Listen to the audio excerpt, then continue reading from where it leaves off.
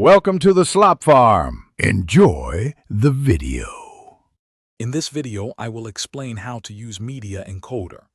This essential application helps you prepare your video and audio files for various platforms and devices. It's designed to streamline your workflow by handling a wide array of formats and codecs. You can efficiently process multiple projects in a queue, saving you valuable time and effort. It works hand in hand with other Adobe Creative Cloud tools, making your post-production process smooth and integrated.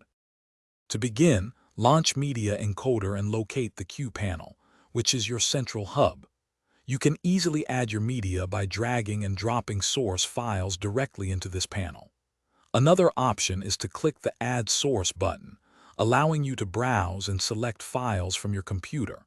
If you're working with Premiere Pro or After Effects, your sequences will often appear in the queue automatically, ready for encoding. Once your files are in the queue, select an item to customize its export settings. You'll find a comprehensive selection of built-in formats and presets, such as H.264 for web video or ProRes for high-quality broadcast. You can fine-tune specific parameters like video resolution, frame rate, and audio bitrate. For efficiency, save your preferred configurations as custom presets, which you can reuse for future projects with just one click.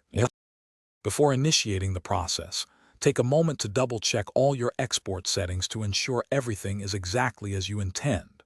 When you are ready, simply click the prominent green Start Queue button, usually located in the upper right corner of the panel. Media Encoder will then begin processing each item sequentially.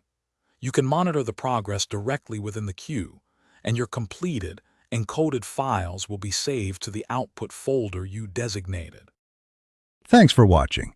Consider subscribing if we helped you today.